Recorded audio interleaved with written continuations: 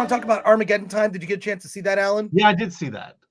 We could talk about it. Okay, let's talk about that. Let me do a reset here. We're going to talk about Armageddon Time is also a new movie that has opened in theaters. Alan, why don't we put you front and center and get your take on Armageddon Time? I saw the trailers and when I was preparing for this, I realized I hadn't seen the trailer, and then it came up. The trailer is the greatest bait and switch you're gonna see in a very long time. Maybe we saw the same trailer, but did it feel like a thriller to you? Kind of an Armageddon type thriller? Yeah, it did. I think the trailer, I don't trust trailers these days. I think they're very misleading or they give too much away. But Alan, let's hear your review. So yeah, let's talk about the trailer for a second. It gives you this Armageddon, this end times kind of feeling to it. But it's a story about a boy and his life in the 70s. In fact, it's the personal story of the writer and director James Gray, who was a boy in the 70s. He lived in a home that was kind of between middle and low class. I'd say pretty lower middle class. The mother is played by Anne Hathaway. The father is played by Jeremy Strong.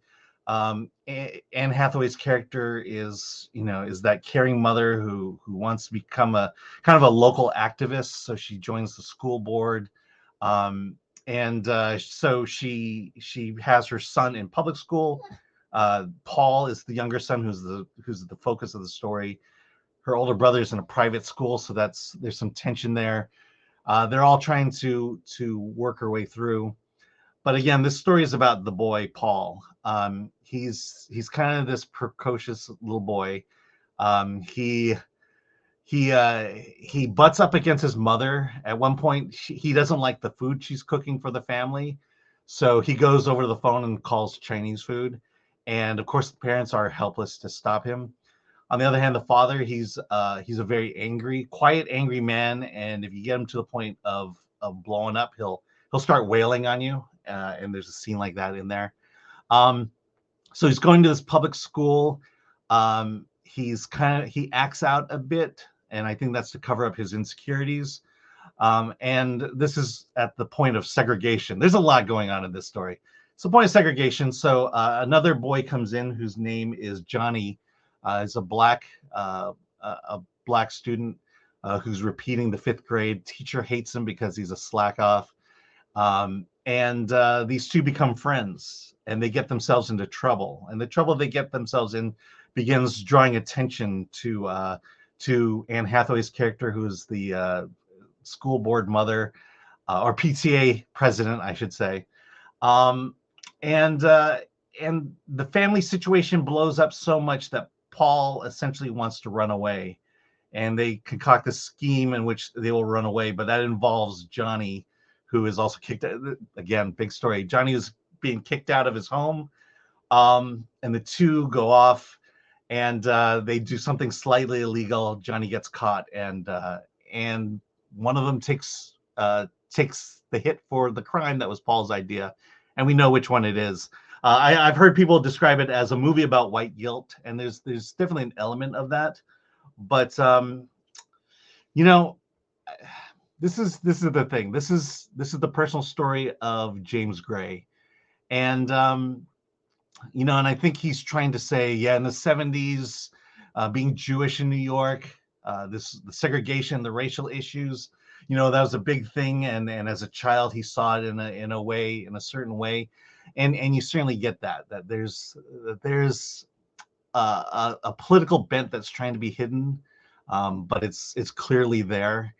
And I don't know, it's just, I always have issues when filmmakers need to tell stories about their personal lives, because it comes off as a little bit pretentious. It comes off as I'm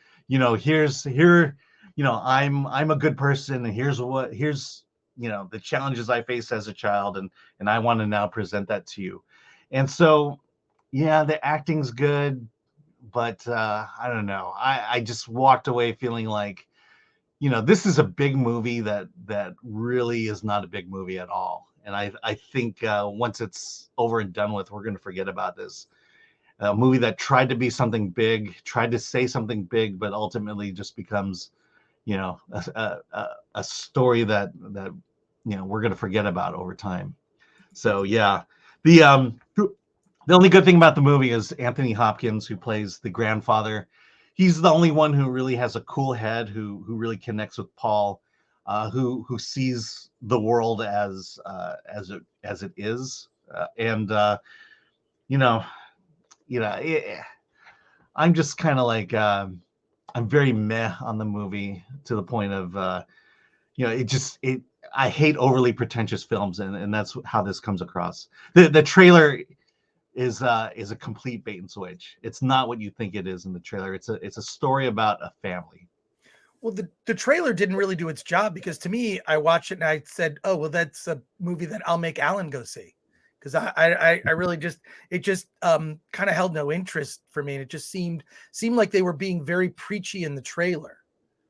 Yeah, and I think it comes across more preachy than the movie actually is.